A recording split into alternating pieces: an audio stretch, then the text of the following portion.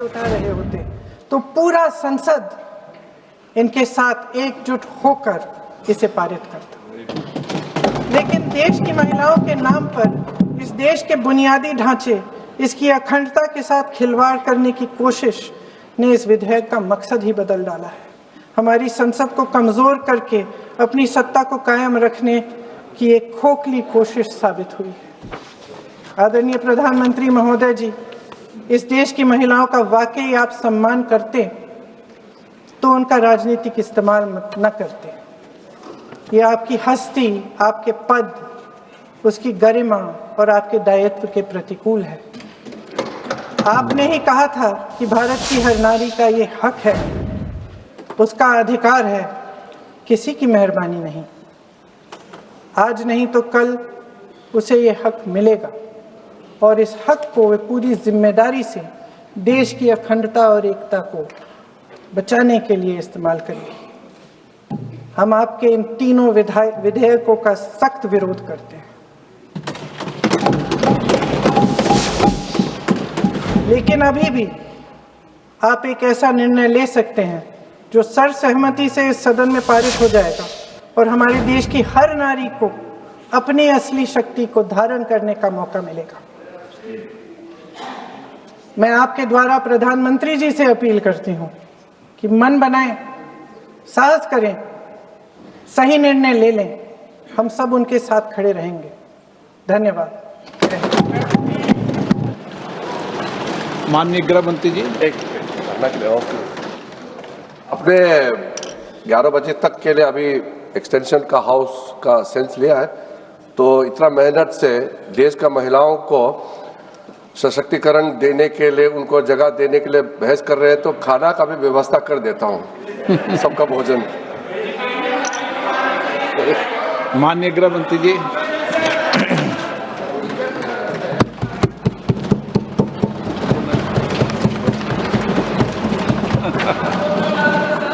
सम्माननीय अध्यक्ष जी, पूरी चर्चा पर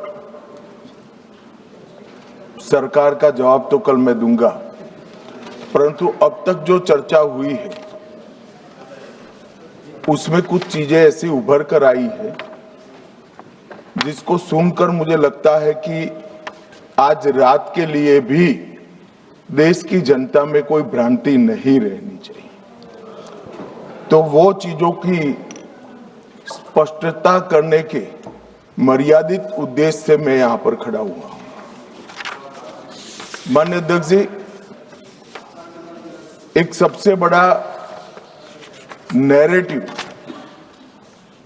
खड़ा किया जा रहा है, भ्रांति फैलाई जा रही है कि ये जो 3 विधेयक है, संविधान संशोधन विधेयक और 2 कानून, डिलिमिटेशन का और संघ क्षेत्र के चुनाव के कानून में बदलाव, वो आने से दक्षिण की क्षमता लोकसभा में बहुत कम हो जाएगी और हमारे दक्षिण के राज्यों को बहुत बड़ा नुकसान होगा। मान्यवर, मैं बिल जो सदन के सामने है, अब सदन की प्रॉपर्टी है, इसका प्रैक्टिकल इंटरप्रिटेशन कर कुछ चीजों को मैं बताना चाहता हूं। कर्नाटक राज्य में 543 के सदन में अभी 28 सीटें हैं और सदन की 543 सीटों की संख्या के 5.15% कर्नाटक के सांसद यहां पर आते हैं। ये बिल पारित होने के बाद, संविधान संशोधन होने के बाद कर्नाटक की संख्या हो जाएगी 28 से बढ़कर 42 और प्रतिशत लोकसभा में 816 में हो जाएगा 5.14। तो जरा भी नुकसान कर्नाटक को नहीं होगा। दूसरा राज्य है आंध्र प्रदेश, इनकी अभी 25 सीटें हैं आंध्र प्रदेश की और अब की स्थिति में उसका प्रतिशत प्रतिनिधित्व 4.60 है, 4.60।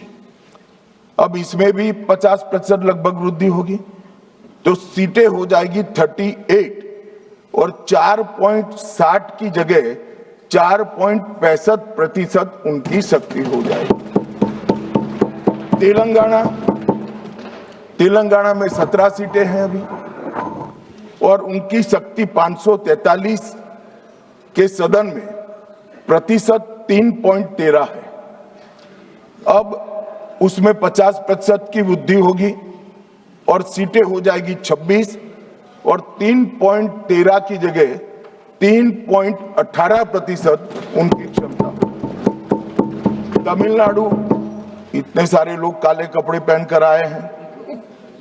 मैं तमिलनाडु की जनता को भी आश्वस्त करना चाहता हूं कि आपकी शक्ति कम नहीं होगी, बढ़ रही है।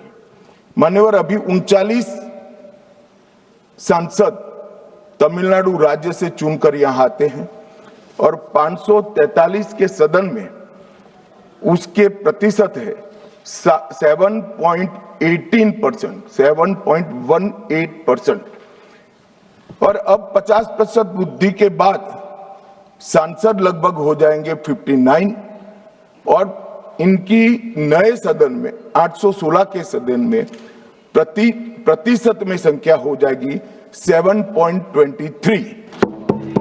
मैं फिर से एक बार रिपीट करना चाहता हूं, अभी तमिलनाडु की सदन में प्रतिशत स्ट्रेंथ 7.18% है, वो बढ़कर हो जाएगी 7.23। तो तमिलनाडु को भी कोई नुकसान नहीं है।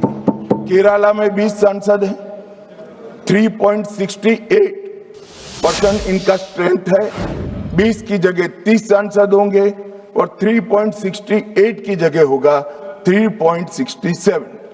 अब कुल मिलाकर दक्षिण का जो पूरा नैरेटिव बनाया जाता है उसको अगर हम सोचते हैं तो अभी 543 सीटों में जो आपके द्वारा बनाया गया है उसमें 129 सांसद इस सदन में बैठते हैं। मान्यवर, लगभग 23.76% दक्षिण के सांसदों का यहां शक्ति है। अब 50% वृद्धि होने के बाद 129 की जगह 195 सांसद बैठेंगे और उनकी शक्ति 23.97%, मतलब 24% होगी। तो शक्ति बढ़ नहीं रही है, कम नहीं हो रही है, बढ़ रही है। तो कृपया कोई भी एक मिनट मेरा समाप्त तो होने दीजिए, समाप्त तो होने दीजिए। अरे पर समाप्त तो होने दीजिए। अरे पर बीच में कैसे करेंगे आप? मैं अभी बैठ जाइए, उसका भी जवाब देता हूं। आपको जवाब चाहिए ना, देता हूं। मान्यवर, कृपया ये बिल के जो इंटरप्रिटेशन है इसको अधिकृत रूप से बिल को पायलट करने वाले मंत्री के रूप में मैं इस सदन के सामने रख रहा हूं। मैं मेरी जिम्मेदारी समझ रहा हूं। जो भ्रांति फैला रहे हैं वो शायद न समझते हैं, तो उसके लिए मेरा कोई टिप्पणी नहीं है। मान्यवर वेणुगोपाल जी कह रहे हैं कि किसने कहा? मैं अमित शाह भारत का गृह मंत्री कह रहा हूं जो इस बिल को पायलट किया। दूसरी बात, सुनिए ना, बिल में कहां है और कहां से ड्रॉ कर मैं आंकड़े निकालता हूं। मैं कल उनको जब डिटेल जवाब दूंगा तब बता दूंगा, मगर वो सुनने के लिए बैठे वॉकआउट न कर जाए। बाकी मैं डिटेल केजी के बच्चे को समझ में आए इतनी सरलता से इनको मैं समझा दूंगा। उनको धैर्य से सुनना चाहिए। मान्यवर, इन्होंने कहा कि जाति जनगणना नहीं कराना चाहती है सरकार। इसको भी मुझे स्पष्ट कर देना चाहिए, सरकार की कैबिनेट ने नरेंद्र मोदी जी के नेतृत्व में जाति जनगणना करने का निर्णय कर लिया है। अगली जनगणना जाति जनगणना होने वाली है। एक भ्रांति फैलाई जा रही है कि अभी जो प्रश्न पूछे जा रहे हैं उसमें जाति का जिक्र नहीं है। मान्यवर, जनगणना जो जिनका डिटेल अभ्यास है उनको मालूम होगा, जनगणना 2 हिस्सों में होती है। पहले सभी मकानों को इंगित किया जाता है और उसके बाद में जो बिल्डिंग्स होते हैं इसके अंदर रहने वाले बंदों को इंगित किया जाता है।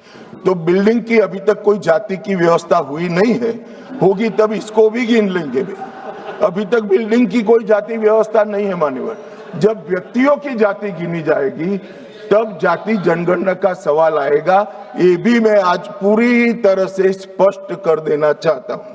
मान्यवर, उन्होंने कहा कि 850 का आंकड़ा कहां से आया, ये मैं समझाता हूं।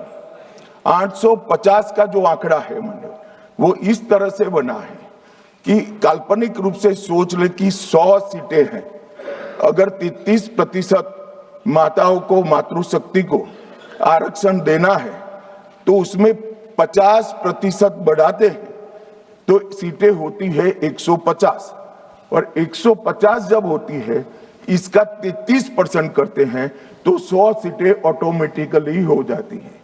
जो 543 सदस्य बैठे हैं इसमें 50% वृद्धि होगी। इसका 33% जब माताओं के लिए रिजर्व हो जाएगा तब 543 की 43 ओपन सीटें होगी जहां पर भी महिलाएं लड़ सकती। तो ये 50% इस तरह से आया है। और 850 है वो राउंड ऑफ फिगर है, 816 एग्जैक्ट संख्या होगी। ये फिर से पूछेंगे कि ऐसा क्यों किया है, तो अभी भी राउंड ऑफ फिगर जो है ये 543 नहीं है, 543 से ज्यादा ही है। अब उन्होंने कहा कि वृद्धि कैसे करोगे। आप 550 इतना तो समझ जाएंगे भाई। मैं केजी कहा तो तुम 7 अर्थ में केजी की तरह करने लगे। मान्यवर, इन्होंने कहा कि ये बिल में लिखा नहीं है। सांसद ज्योतिमणि और दक्षिण के कई सारे सांसदों ने कहा, मेरा कल समय ले ले, मैं पढ़वा दूंगा। वैसे समय लेने की जरूरत भी नहीं है, कल मैं सदन के सामने ये डिटेल पूरा देश समझ पाए इस तरह से समझा दूंगा। मान्यवर, डीलिमिटेशन कमीशन का जिक्र है कि डीलिमिटेशन कमीशन में आप आपके लोग बिठा दोगे, ये करोगे, वो करोगे। तो मैं माननीय सदस्य प्रियंका जी को कहना चाहता हूं, हमने डीलिमिटेशन कमीशन एक्ट के अंदर कोई बदलाव नहीं किया है। फुल स्टॉप कोमा में आपका डीलिमिटेशन कमीशन एक्ट को हमने रिपीट किया है।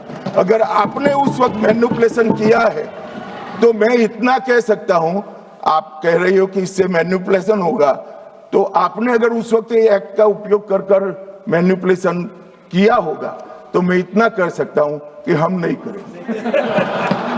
और मैं कुछ नहीं कह सकता। मान्यवर, एक वाक्य आया कि तमिलनाडु, बंगाल में चुनाव हो रहे हैं और ये नया एक्ट आ गया। मान्यवर,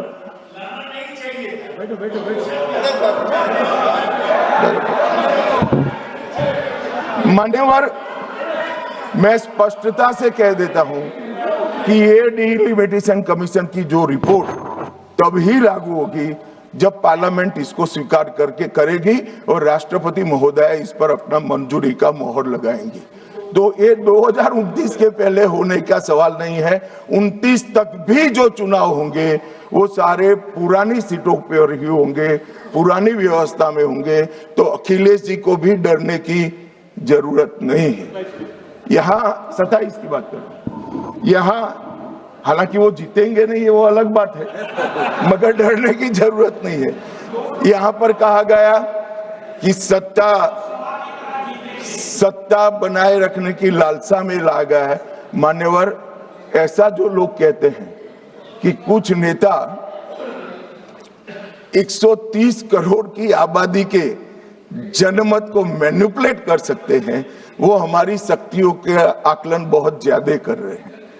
हम तो उस बात में मानने वाले हैं, लोकतंत्र में सत्ता नागरिक के वोट से और नागरिक के दिमाग से ही तय होती है। राजनेता, राजनीतिक पार्टियां नहीं कर सकती। 130 करोड़ का जनमत कौन मैनिपुलेट कर सकता है साहब? और अगर कर पाते तो हम तो जीतते ही नहीं। आप सत्ता में बैठे थे, हम कैसे जीतते?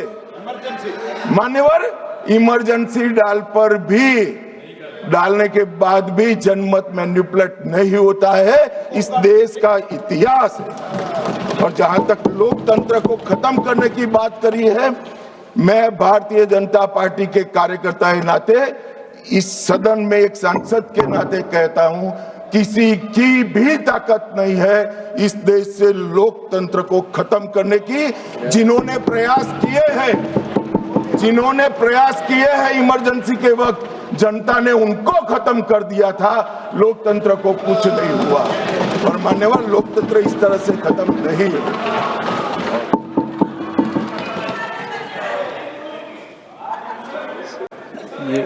Malvinder Singh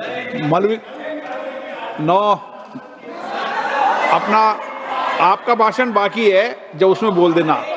Malvinder Singh Kang.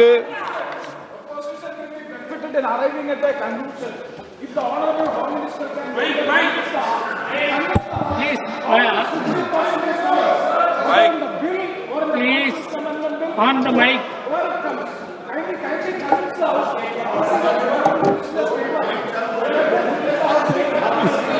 Please connect it. Mic on sir, mic on. Malvinder Singh Kang. Speaker साहब ਤੁਹਾਡਾ सर ਤੁਹਾਡਾ बहुत बहुत धन्यवाद। ये तो मैं तय करूंगा ना, ये आप थोड़ी तय करोगे। स्पीकर साहब, हाँ स्पीकर साहब, आपका नंबर भी आया नहीं, बोल लेना। ਤੁਹਾਡਾ बहुत बहुत धन्यवाद, ਤੁਸੀਂ ਮੈਨੂੰ ਕਨਸਟੀਟਿਊਸ਼ਨਲ ਅਮੈਂਡਮੈਂਟ ਬਿੱਲ ਤੇ ਆਪਣੀ ਗੱਲ ਰੱਖਣ ਦਾ ਮੌਕਾ ਦਿੱਤਾ ਹੈ। ਸਰ, ਜਿੱਥੋਂ ਤੱਕ ਵੂਮਨ ਰਿਜ਼ਰਵੇਸ਼ਨ ਦੀ ਗੱਲ ਹੈ, ਤੇ ਮੈਂ ਬੜਾ ਸਪਸ਼ਟ ਕਰਦਾ ਕਿ ਅਸੀਂ ਵੂਮਨ ਰਿਜ਼ਰਵੇਸ਼ਨ ਬਿੱਲ ਦੇ ਹੱਕ 'ਚ ਹੈ। ਸਾਡੀ ਪਾਰਟੀ, ਸਾਡੇ ਲੀਡਰ ਅਰਵਿੰਦ ਕੇਜਰੀਵਾਲ ਜੀ, ਭਗਵੰਤ ਮਾਨ ਸਾਹਿਬ, ਅਸੀਂ ਬੜਾ ਸਪਸ਼ਟ ਵੂਮਨ ਰਿਜ਼ਰਵੇਸ਼ਨ ਬਿੱਲ ਦੇ ਹੱਕ 'ਚ ਹੈ। ਔਰ ਅਸੀਂ ਚਾਹੁੰਦੇ ਹਾਂ ਕਿ ਇਸ ਬਿੱਲ ਨੂੰ ਐਕਟ ਜਲਦੀ ਤੋਂ ਜਲਦੀ ਇਸ ਕਾਨੂੰਨ ਨੂੰ ਜਿਹੜਾ ਇੰਪਲੀਮੈਂਟ ਕੀਤਾ ਜਾਵੇ, ਜਿਹੜਾ 2023 'ਚ ਕਾਨੂੰਨ ਬਣ ਚੁੱਕਿਆ ਹੈ।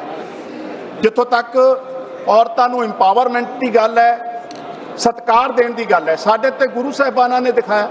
ਜਦੋਂ ਇਸ ਦੇਸ਼ 'ਚ ਅਤਿਆਚਾਰ ਹੋ ਰਿਹਾ ਸੀ, ਉਦੋਂ ਗੁਰੂ ਨਾਨਕ ਸਾਹਿਬ ਨੇ ਕਿਹਾ ਸੀ, ਸੋ ਕੋ ਮੰਦਾ ਆਖੀਏ ਜਿਸ ਜਨਮੇ ਰਾਜਾਨ। ਜਿਹੜੀ ਮਾਂ ਰਾਜਿਆਂ ਨੂੰ ਜਨਮ ਦਿੰਦੀ ਹੈ, ਉਹਦਾ ਸਤਿਕਾਰ ਕਿਤਨਾ ਘੱਟ ਹੋ ਸਕਦਾ ਹੈ।